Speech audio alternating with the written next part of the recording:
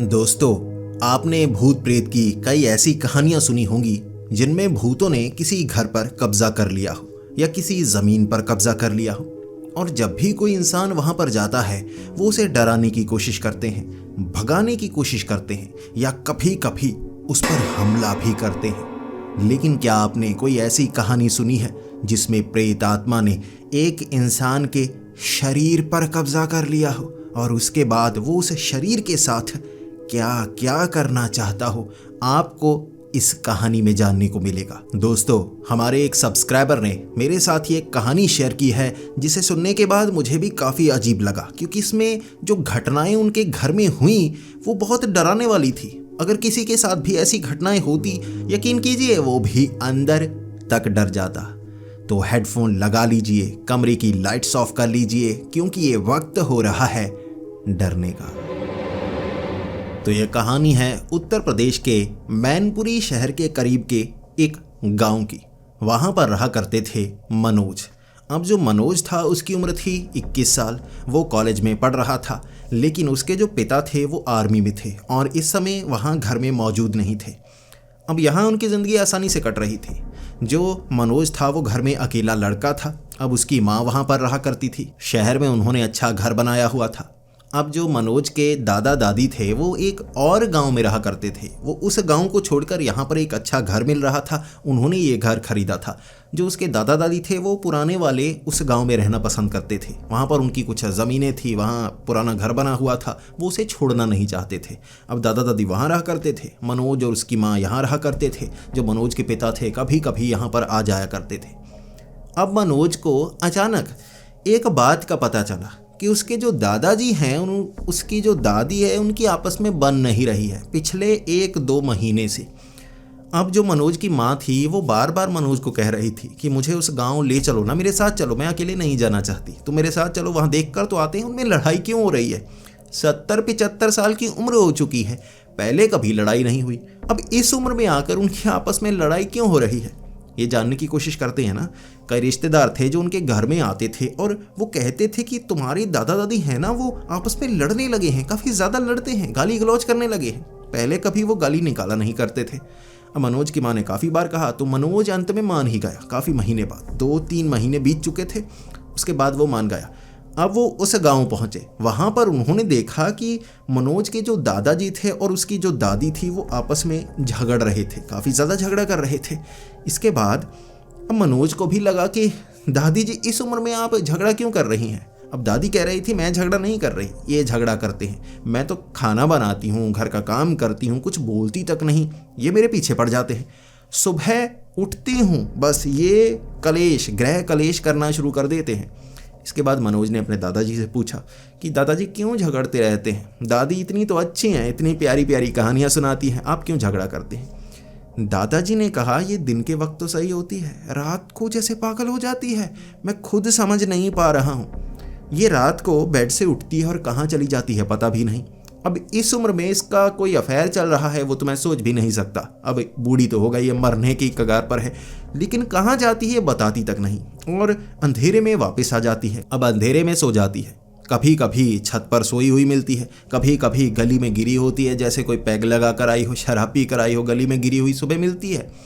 अब इसके बाद मनोज ने दादी से पूछा दादी आप ऐसा क्यों करती हैं। तब दादी मनोज से झगड़ा करने लगी, मैं ऐसा कब करती हूँ, तुम्हें लगता है मैं ऐसा कुछ कर सकती हूँ। तुम्हारे जो दादा है ना ये पागल हो गए हैं, मैं बेड से उठकर जाती ही नहीं, नींद में चलने की मुझे आदत है नहीं। तुम देखो इस उम्र में नींद में चलने की आदत बनेगी, हमेशा से बचपन से ऐसा कभी कुछ हुआ नहीं, और मैं बाहर मिलती नहीं। ये रात को मुझे उठाकर कभी बाहर रख देते हैं, कभी छत पर रख देते हैं। इस तरह से अब मनोज को ये समझ में नहीं आ रहा था कि दादाजी ये शरारतें करते हैं या दादी ये चीज़ें करती हैं आपस में। इस कारण दोनों का झगड़ा हुआ करता था हर रोज़। 2 से 2.5 महीने हो चुके थे, दोनों में काफ़ी ज़्यादा झगड़ा था। इसके बाद जो मनोज था उसने कहा देखो दादाजी अब आपको गलती तो माननी होगी। दादाजी बात नहीं मान रहे थे, तो मनोज ने कहा देखो हम दादी जी को अपने पास ले जाएंगे, पीछे ना खाना आपको बनाना पड़ेगा, बहुत ज़्यादा मुश्किल हो जाएगी। अब मनोज के मुंह से ये बात तो निकल गई, लेकिन दादाजी ने ये बात पकड़ ली, ले जाओ इसे, ले जाओ, मैं खाना खुद बनाऊंगा, सफाई का काम करूंगा, इसे कुछ समय के लिए ले जाओ, मैं शांति से सोना चाहता हूँ, शांति से रहना चाहता हूँ। मुंह से बात निकल गई थी। दोनों को वो एक साथ ले जाना चाहते थे अपने उस गांव में, लेकिन एक को नहीं ले जाना चाहते थे। दोनों में झगड़ा बढ़ेगा इससे ना। तो अब मुंह से बात निकल गई। मनोज ने कहा दादी जी अब आपको साथ चलना होगा। मनोज की माँ भी कहने लगी अब कुछ दिन वहाँ पर बिताओ ना, हम कब से कह रहे हैं आते नहीं, अब आ जाओ। दादी ने सामान समेटा। उसके बाद वो दूसरे गांव जो नया घर बनाया था वहाँ पर पहुँच गए। दादाजी अकेले थे।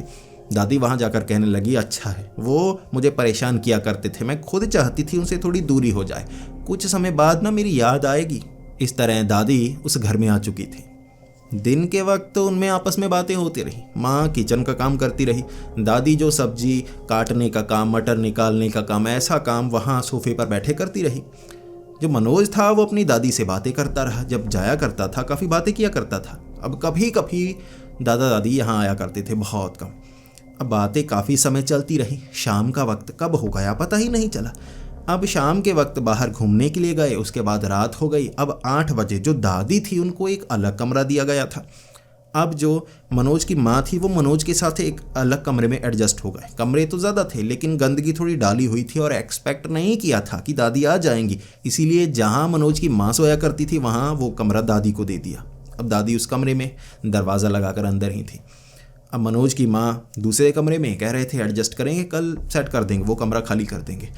इस तरह अब रात के लगभग 11 बजे का समय होगा। बाहर दरवाज़ा खुलने की आवाज़ आई। अब ये दरवाज़ा खुलने की आवाज़ जैसे ही कान में पड़ी ना मनोज की माँ तो रात को कुछ ब्लड प्रेशर बढ़ा करता था तो दवाई खाती थी जिससे नींद काफ़ी ज़्यादा आती थी, उन्हें तो पता ही नहीं लगा, वो सोई हुई थी। मनोज रात को उठा कि दरवाज़ा खुला है। अब यहाँ ना इस इलाके में दरवाज़ा खोलकर कोई नहीं सोता था, हमें थोड़ा ध्यान रखना होगा। उसे लगा कोई बाहर से दरवाज़ा खोलने की कोशिश तो नहीं कर रहा, किसी ने खोल तो नहीं लिया। उसके मन में ये ख्याल आया था और जैसे ही वो अपने कमरे से बाहर निकला ये चेक करने के लिए कि दरवाज़ा कौन सा खुला है, उसने देखा ये दरवाज़ा खुला था दादी वाले कमरे का। अब वो दादी वाले कमरे को देखने के लिए गया। जब उसने उस कमरे को अंदर से देखा भाई, दादी गायब, दादी घर में मौजूद ही नहीं थी, उस कमरे में मौजूद ही नहीं थी। फिर किचन में देखने गया, दादी को पानी चाहिए होगा, किचन से पानी पीने के लिए गई होंगी। किचन में गया, वहाँ दादी नहीं, कमरे में दादी नहीं, पूरे घर में दादी नहीं। फिर बाहर वाला दरवाज़ा चेक किया, बाहर वाला दरवाज़ा खुला, अंदर से जो चिटिकनी लगाई हुई थी वो खुली थी, दरवाज़ा थोड़ा खुला। उसने देखा भाई दादी कहाँ गई, दादी भाग गई। अब घर में जैसे ऐसा माहौल था, वो घबराया हुआ कोई बाहर से दादी उठा कर ले गया। अब दादी कौन सा जवान लड़की है जिसे उठा कर ले गया, अब दादी कौन सा कीमती गहने पहनती है। अब उसे लग रहा था चोर तो नहीं आया, लेकिन कोई चीज़ हिली नहीं थी, कोई चोरी की गई चीज़ नहीं थी घर में, ऐसा लग रहा था चिटिकनी अंदर से खुली है। अब ये दादी ने खोली होगी। दादी बाहर क्या करने गई है भाई। अब जो मनोज था उसने आधा घंटा सोफे पर इंतज़ार किया। दादी बाहर गई है तो क्या करने गई है, वापस तो आएंगी ना। अब उसे लग रहा था दादी वापस आएंगी, लेकिन दादी वापस आधे घंटे में आई ही नहीं। अब उसने उसके बाद माँ को उठाया कि माँ दादी घर में मौजूद नहीं है। माँ बड़ी मुश्किल से उठी क्योंकि नींद काफ़ी ज़्यादा चढ़ी थी, दवाई खाई थी। उसके बाद माँ को उठाया, फिर माँ को बताया। जब माँ को थोड़ा होश आया कि क्या घटना हुई है, मनोज ने कहा कि दादी मौजूद नहीं। फिर माँ कहने लगी दादी अपने कमरे में ही होंगी ना, चेक करो ध्यान से, हम नीचे तो नहीं बेड के नीचे छिप गई, कोई भूत या सपना देखा होगा बेड के नीचे छिप गई होंगी। मनोज बेड चेक किया अच्छे से, घर में दादी मौजूद नहीं थी। अब माँ को भी चिंता होने लगी, मनोज की माँ भी चेक करने लगी, फिर से घर में इधर उधर देखने लगे। आधा घंटा उन्होंने चेक किया, छत पर गए थे। अब छत पर जब वो पहुँचे हुए थे, नीचे से दरवाज़ा खुला था, क्योंकि जो ऊपर जाने का रास्ता था ना, बाहर सीढ़ियाँ थी, बाहर से ऊपर जाने का रास्ता था, तो दरवाज़ा तो खुला रखना ही था, पहले उन्होंने बंद कर दिया था। उसके बाद जब वो नीचे आए उन्होंने देखा कि दरवाज़ा थोड़ा ज़्यादा खुला हुआ है। माँ भी घबरा गई। अब जो मनोज था वो भी घबरा गया, कोई अंदर तो नहीं आया। उन्होंने चेक किया कि अंदर थोड़ी सी आवाज़ आई। अब उन्हें चिंता बढ़ रही थी। घटना ऐसी हुई थी, दादी गायब है, घर में आवाज़ें आ रही हैं, क्या हो सकता है। जैसे ही दादी वाला कमरा देखा, दादी बेड पर लेटी हुई। मनोज अपनी माँ की तरफ देख रहा, उसकी माँ मनोज की तरफ देख रही। यहाँ हुआ क्या, वो सर खुजा रहे। अब ये किसी को बताएं भी तो क्या बताएं, दादी से पूछें। वो दादी के करीब गए, दादी खर्राटे मार रही जैसे बहुत ज़्यादा नींद चढ़ी हुई हो। अब मनोज ने माँ को कहा उठाते हैं, बात पूछते हैं, दादी कहाँ गई थी। अब दादी सब कुछ बताए कि कोई चोर वोर तो नहीं आ गया था, कोई उठाकर तो नहीं ले गया था। माँ ने कहा नहीं, अब दादी को नींद आई हुई है, बुजुर्ग इंसान को ऐसे रात को उठाते नहीं, नींद पूरी करने दो, सुबह पूछेंगे। अब चिटिकनी अच्छे से लगाना, ऐसा करना ना नीचे ताला वाला लगा दे, ताकि ना दादी बाहर जा पाए ना कोई अंदर आ पाए। चेक कर लेना एक बार अच्छे से, बाहर से कोई अंदर तो नहीं आया। गेट तो बाहर वाला बंद था, वैसे उसे फांद कर तो कोई अंदर आ नहीं सकता। थोड़ा चेक किया, दादी सोई हुई थी तो वो दरवाज़ा बंद किया। अब मनोज आ गया अंदर।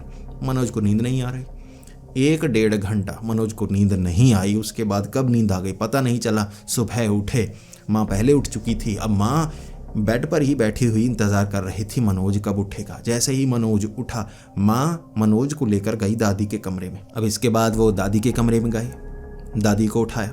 दादी उठी, थोड़ी हैरान थी, ये कौन सा कमरा है। फिर थोड़ा दिमाग में आया कि आज तो यहाँ पर आई हुई हूँ, अपने गाँव में थोड़े ना हूँ। फिर जो मनोज था वो पहले जानना चाहता था कि दादी आप रात को सैर वार करने के लिए गई थी।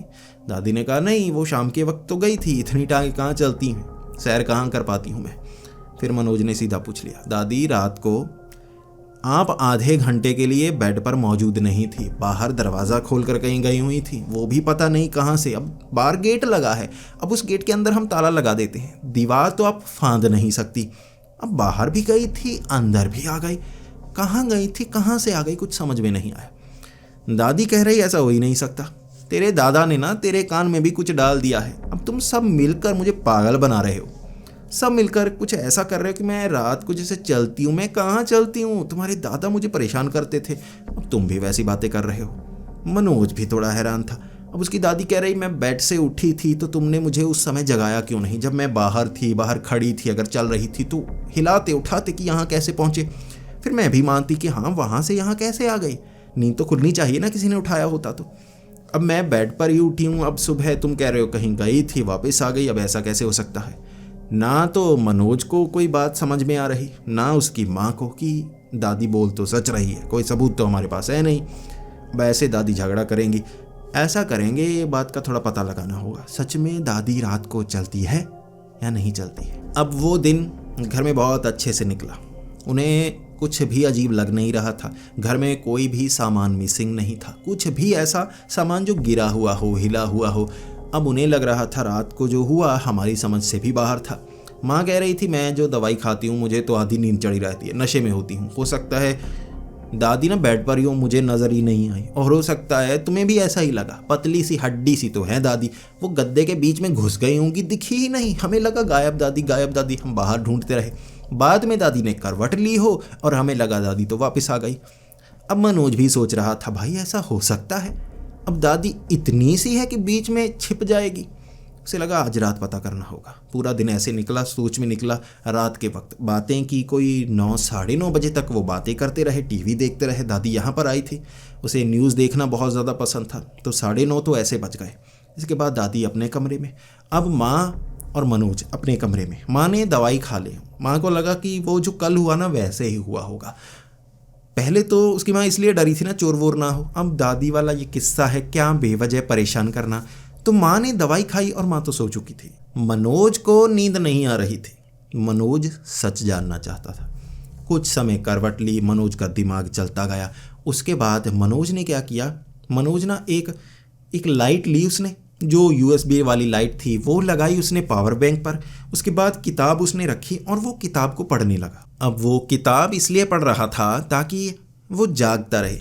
अब बैठा रहेगा, सोचता रहेगा तो अचानक कब आँख लग जाएगी पता नहीं चलेगा।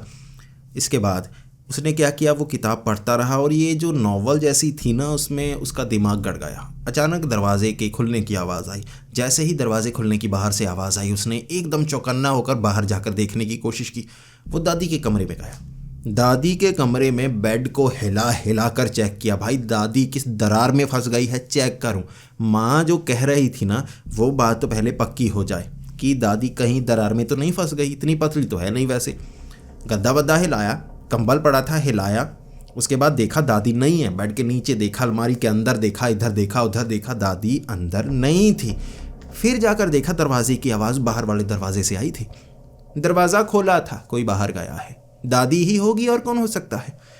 अब जो मनोज था उसने बाहर जाकर देखा, बाहर दादी नहीं थी। अब जो मनोज वो हैरान था, गेट पर अंदर वाली साइड ताला लगा हुआ, दादी कमज़ोर सी 75 साल की उम्र, अब वो जो दीवार थी वो तो दादी फांद ही नहीं सकती, सीढ़ियाँ चढ़ने में मुश्किल होती है, बहुत समय लगता है सीढ़ियाँ चढ़कर ऊपर जाने में। दादी के घुटने अच्छे से काम नहीं करते। मनोज बाहर देख रहा, दादी यहाँ दरवाज़ा खोलकर अभी बाहर गई होंगी, अभी तो आवाज़ आई थी। तो कहाँ गई भाई? सीढ़ियाँ चढ़ गई होगी, लेकिन सीढ़ियों पर होनी चाहिए, इतने में तो समय लगता है ऊपर चढ़ने में दादी को। फिर ऊपर चढ़ा, ऊपर देखा, ऊपर 2 कमरे थे जो बिल्कुल खुले बने हुए थे, वहाँ देखा दादी नहीं। भाई दादी कहाँ गई? वो ढूंढता रहा, उसे दादी नहीं मिल रही। फिर नीचे आया, उसने माँ को जगाया। माँ भी धीरे धीरे होश में आ रही थी। 10-15 मिनट उन्होंने लगा दिए। जब माँ को होश आया तब तक दादी वापस आ चुकी थी। वो माँ को लेकर गया बेड पर दिखाने के लिए, दादी कहाँ है? दादी वहीं पर। अब मनोज सर खुजा रहा कि ये दादी क्या करती है भाई, कब आ गई अंदर, पता ही नहीं चला। माँ ने कहा वो तो है, तुझे कहा ना दरार में फंस जाती है, पतली है दादी। उसने कहा मैंने तो गद्दा चेक किया था। माँ ने कहा तुझे सपना आया होगा। अब मनोज उसके बाद अपने बेड पर चला गया, माँ अपने बेड पर, और मनोज सर खुजाए जा रहा। भाई ये हुआ कैसे, क्या हुआ, समझ में नहीं आ रहा। दादी तो चलती है, दादी जवाब नहीं देती, दादी मानती नहीं है। दादाजी जो कहते थे ना वो बात सच तो है। अब उसे पता करना था कि दादी कहाँ जाती है। तो उसने क्या किया, रात को वो देखता रहा, उठ कर दरवाजे की आवाज़ आई या नहीं। उसने एक लिफाफा था दरवाजे के नीचे रख दिया। आवाज़ दरवाज़ा खोलने की आएगी ना, जो इधर वाला कमरे वाला, साफ बहुत तेज़ आवाज़ आएगी, मैं सुनूंगा, भागता हुआ जाऊंगा। पूरी रात दादी कमरे से बाहर नहीं निकले। अब जो मनोज था वो सोच में पड़ गया। अगली सुबह तक वो सोया नहीं था, उसे नींद आ रही थी। सुबह उठकर उसने दादी से पूछा। दादी ने कहा तू पागल तो नहीं हो गया, तेरे दादा ने तुझे कुछ सिखाया है, तुम सब मिलकर ना मेरे साथ कोई प्रैंक कर रहे हो। अब तेरे दादा मुझसे लड़ते रहते हैं, कहते रहते तुझे तलाक दे दूंगा। मैंने कहा मरने के बाद ही तलाक देना। अब दादी हल्की फुल्की मजाक कर रही थी कि तुम भी वैसे कर रहे हो, दादा भी वैसे करते हैं।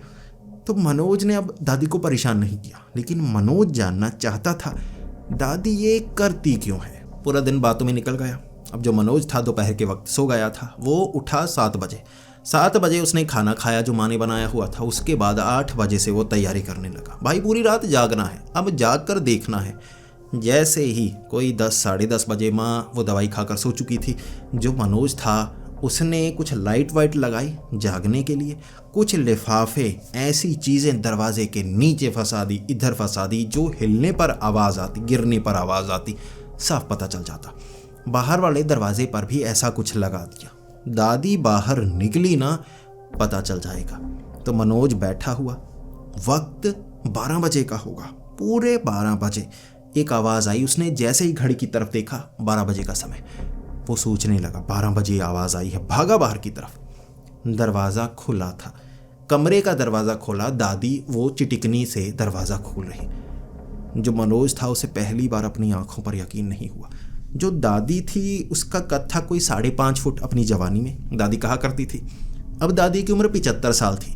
अब दादी की जो हाइट थी ना वो 5 फुट 1 इंच या 2 इंच हो चुकी थी। एक तो पीठ पर कुबड़ भी था, उससे कद काफ़ी छोटा था। जो चिटिकनी थी वो काफ़ी ऊपर थी, उस पर हाथ लगाया नहीं जा सकता था। उसने अपनी दादी की परछाई सी देखी थी। वहाँ लाइट तो ज़्यादा थी नहीं, छोटे बल्ब वो जलाते थे, कि दादी पंजों पर खड़ी होकर ना हाथ बाजू लंबी खींचकर चिटिकनी खोल रही थी। दादी के कुबड़ इतना ज़्यादा बड़ा था कि दादी वो चिटिकनी खोल नहीं सकती थी, लेकिन आंखों से उसने देखा, खोली, चिटिकनी खोली, दरवाज़ा खोला, दादी बाहर।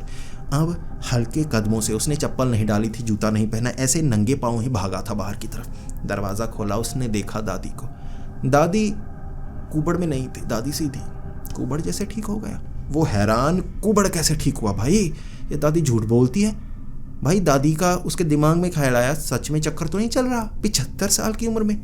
उसने देखा दादी सीढ़ियाँ चढ़ रही थी। दादी के घुटने खराब थे, पकड़ पकड़ कर चढ़ती थी। दादी भाग कर सीढ़ियाँ चढ़ गई ऊपर तक। अब इतनी तेज तो मनोज नहीं चढ़ता था। मनोज के होश उड़े हुए, भैया ये वो क्या रहा है, माँ को बताऊंगा, जब तक माँ आएगी दादी निकल जाएगी, पता तो करूँ दादी जाती कहाँ है। अब पीछे पीछे जल्दी से वो सीढ़ियाँ चढ़ने लगा। जब ऊपर गया उसने देखा वो जो 2 कमरे थे ना, उसकी एक साइड सरिये निकले हुए थे। वो जो छत थी काफ़ी चौड़ी थी। जो मनोज के पिता थे उन्होंने सरिये बाहर की तरफ छोड़े थे कि इस तरफ ना 2 कमरे डालेंगे, किचन इस तरफ भी डालेंगे, ताकि मनोज की जब शादी हो ना उसकी बीवियाँ ऊपर रह लेंगे ऊपर वाले कमरे में। तो ईंटें भी निकली थी ताकि दीवार से दीवार जब नई बनाई जाए जोड़ी जा सके। वो ईंटें सीढ़ियों की तरह इस्तेमाल हो सकती थी ऊपर चढ़ने के लिए। भैया दादी उस पर चढ़ रही। मनोज ने देखा भाई दादी ऐसे बंदर की तरह न ईंटों को पकड़कर छत पर चढ़ गई, और मनोज नहीं समझ पा रहा ये क्या है। अब उसके दिमाग में आया माँ को लेकर तो आऊँ कि दादी ऊपर है।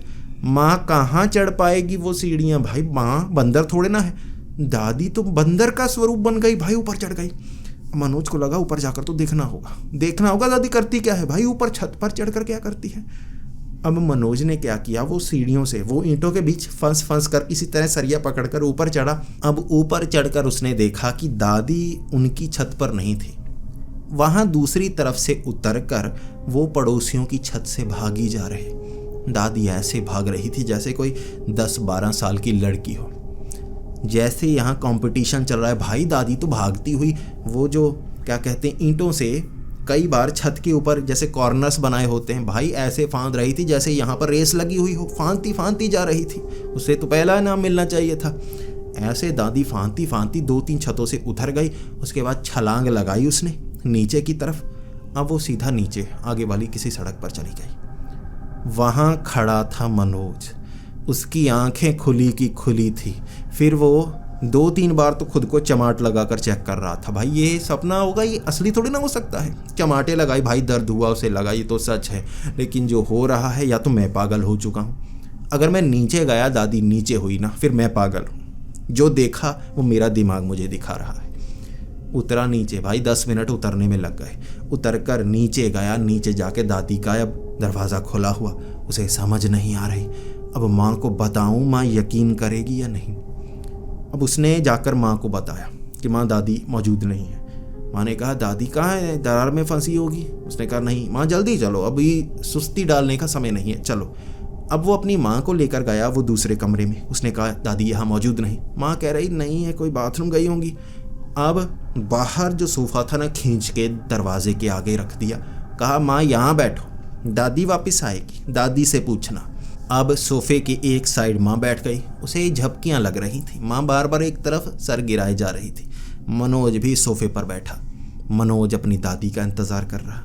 भैया आधे घंटे बाद दादी आई। दादी ने दरवाज़ा खोला।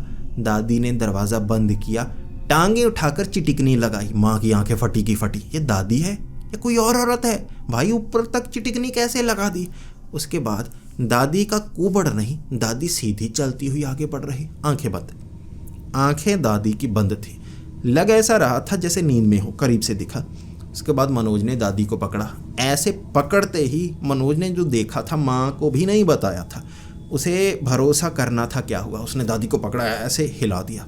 दादी को इतना ज़ोर से हिलाया दादी की नींद खुल गई जैसे। अब दादी की जब नींद खुली ना, दादी के कुबड़ निकल आया और दादी नीचे, दादी से जैसे उठा नहीं जा रहा। दादी की टांगों ने जवाब दे दिया। दादी गिरने को हो गई। उसे सोफे पर बिठाया, लाइट जलाई। दादी से पूछ रहे दादी कहाँ से आई हो। दादी कहने लगी कहाँ से क्या, मैं तो कहीं गई ही नहीं। फिर जो मनोज था उसने कहा दादी आप यहाँ पकड़ी गई हो, अब बताओ अंदर से बाहर क्या मैं उठा कर लेकर आया हूँ। माँ ने कहा आप सच में चलकर बाहर गई थी। बाहर से आती हुई मैंने देखा, कुबड़ नहीं था आपका, घुटने ऐसे चल रहे जैसे कोई फर्क ही ना हो। दादी पहले मान नहीं रही, लेकिन एक बात का जवाब दादी के पास नहीं था कि मैंने यहाँ तक का सफ़र कैसे किया। उठाकर लाते मेरी नींद खुल जाती। मैं खुद चल कर आई हूँ। सब झूठ नहीं बोल सकते, सब झूठ नहीं बोल सकते। जो यहाँ पर हुआ शायद ये सब सच बोल रहे हैं। तब दादी मानने को तैयार थी कि क्या मेरे साथ हुआ। और जो चीज़ अब मनोज ने देखी थी, मनोज ने कहा कोई बाबा ढूंढो, ये भूत प्रेत का चक्कर है भाई। दादी की पीठ कैसे सीधी हो गई, ये मेरी ही दादी है, कोई रिप्लेसमेंट में क्लोन नहीं भेजा हुआ भाई। दादी की पीठ ऐसी ही है, ठीक हो ही नहीं सकती। डॉक्टर तक हाथ खड़े कर चुके हैं। कुबड़ जब इस उम्र में इतना हो जाता है, नहीं ठीक होता भाई। साइंस जो चीज़ नहीं कर पाती, दादी ने कैसे कर दी। बाबा के पास जाना होगा। अगले दिन वो एक बाबा के पास गए, पूछने लगे। बाबा झाड़ फूक करने लगे, भूत प्रेत का साया हो सकता है। इसके बाद उन्होंने जो बताया, वो बाबा जो था वो हंसने लगा कि तुम तो कहानियाँ सुना रहे हो। मनोज रोकर कह रहा बाबा जी सच में दादी छलांगे लगा लगा कर भाग रही थी। दादी ने जो साड़ी पहनी थी ना, उठा उठा कर छलांगे लगा रही थी। बाबा हंस रहा, माँ हंस रही। अब वो ऐसे हंस रहे, उन्हें यकीन नहीं हो रहा। दादी खुद हंस रही कि मैं ऐसा कर सकती हूँ। मनोज बिल्कुल बुरी तरह रोने लगा था। भाई मैंने देखा, भूत है दादी, पर भूत है, ये मार देगा हमें। बाबा नहीं मान रहा।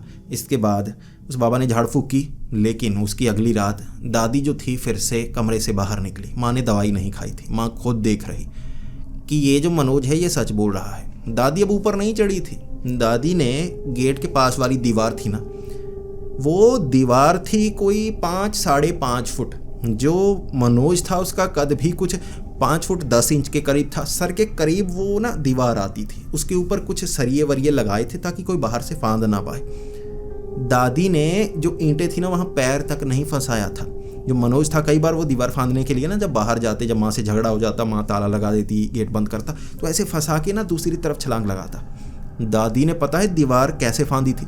दादी ऐसे भागती गई, दादी ने पैर फंसाया, हाथ रखा घूम के उस तरफ। माँ और मनोज देख रहे, भाई ये दादी थी या क्या था, इतनी ऊपर से छलांग लगा गई।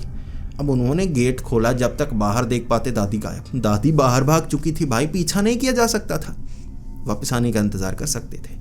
जब दादी वापस आई कोई 45 मिनट बाद, तब उन्होंने रास्ते में रोक कर ही दादी से पूछा, दादी गेट के पास क्या कर रही हो? दादी ने कहा, तुम सच बोल रहे हो, मैं यहाँ कैसे आई मेरे पास कोई जवाब नहीं, तुम बताओ। उन्होंने कहा, दादी आपने ये दीवार फांदी। दादी हंसने लगी। अब ये ज़्यादा नहीं हो गया? अब उन्होंने कहा, ज़्यादा हो रहा है। दादी आप क्या करती हो, कैसे करती हो, कुछ नहीं पता। अगले दिन बाबा के पास गए, बाबा खुद हंस रहा। बाबा के पास जवाब नहीं था, किसी और बाबा के पास जवाब नहीं था, उन्हें जवाब नहीं मिल रहा था। अंत में उन्हें वो जवाब खुद ढूंढना था। उन्होंने इसके बाद देखा कि दादी का पीछा तो करना होगा। उस रात मनोज ने तैयारी की, शूज़ पहनकर गेट का वो जो ताला था खोल रखा था, गेट ही खोल रखा था। दादी ने दीवार फांदी, उसने गेट खोला, पीछे पीछे दादी के पीछे भाग रहा। भाई दादी की रफ्तार, दादी तो चीते को मात दे रही थी। दादी भागे जा रही, मनोज पीछे पीछे। मनोज हाँफ रहा, दादी कर क्या रही है?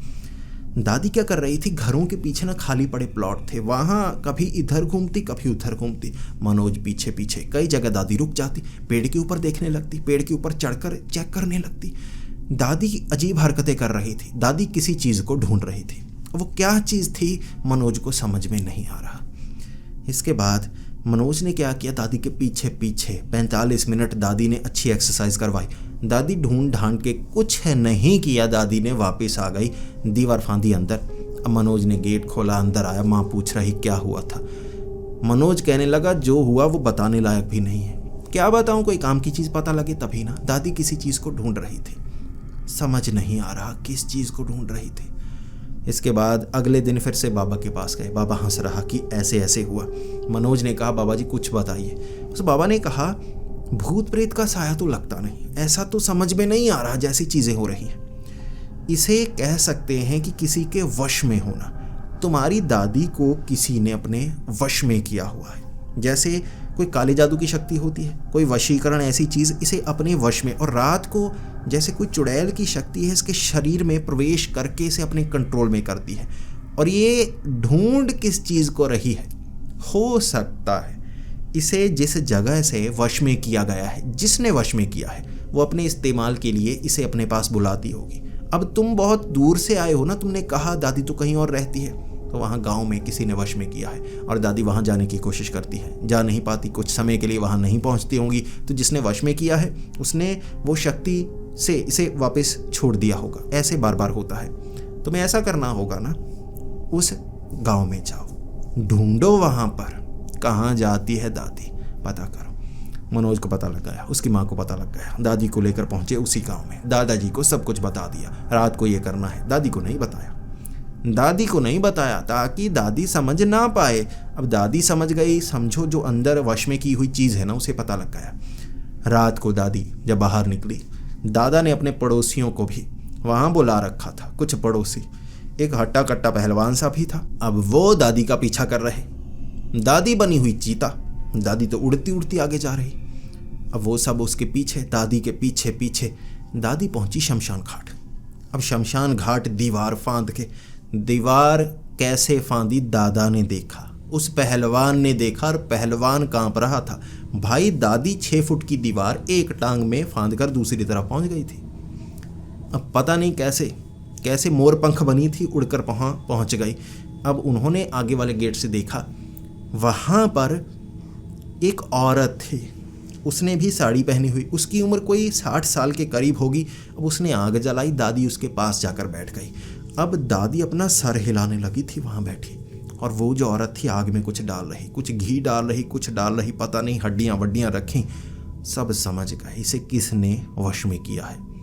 वो औरत थी, ठीक है। मनोज की माँ भी वहाँ मौजूद। अब मनोज की माँ ने उस औरत को बालों से ही पकड़ लिया। अब वो डायन डोयन जादूगरनी जो भी है, अब वो थी फौजी की पत्नी, ठीक है। मनोज के पिता थे फौजी, अब वो थी फौजी की पत्नी। अब फौजी की पत्नी फौजी जैसा ही बर्ताव कर रही। भाई डायन चुड़ैल जो हो, बालों से पकड़ा, खींच लिया, तूने मम्मी जी के साथ ये किया। अब वो मारने की कोशिश कर रही, उन्होंने बचाया, उन्होंने रोका। इसके बाद आग वाग वहाँ फैलाई, उसके बाद 2-4 चमाटे लगाई। चमाटे लगाने के बाद थोड़ा काम ठंडा हुआ। वो खुद रो रो कर बता रही, वो जादूगर नहीं, वहाँ काले जादू वगैरह कुछ किया करती थी अपने काम करवाने के लिए। उसने ये विद्या कोई सीखी हुई थी, वो इस्तेमाल उसका कर सकती थी जिसके करीब होती। वो औरत कुछ घरों के आगे रहती थी, जो दादी थी उसके पास मिलने के लिए जाया करती थी कि घर में कोई कष्ट है वो ठीक हो जाएंगे। दादी परेशान थी कि मैं अपने बच्चों के साथ जाना चाहती हूँ, तो इस तरह से वहाँ से कोई झाड़ फूक वगैरह, घर में कोई शांति लेकर आनी है, ऐसा सब कुछ वो जादू टोना अपने घर में करती। और धीरे धीरे उसने 3-4 महीनों में दादी को वश में कर लिया था। वो जो चाहती वो चुड़ैल की शक्ति से दादी से करवाया करती थी। रात को कई तरह के काम, और दादी उड़ उड़ कर किया करती थी, उड़ उड़ कर।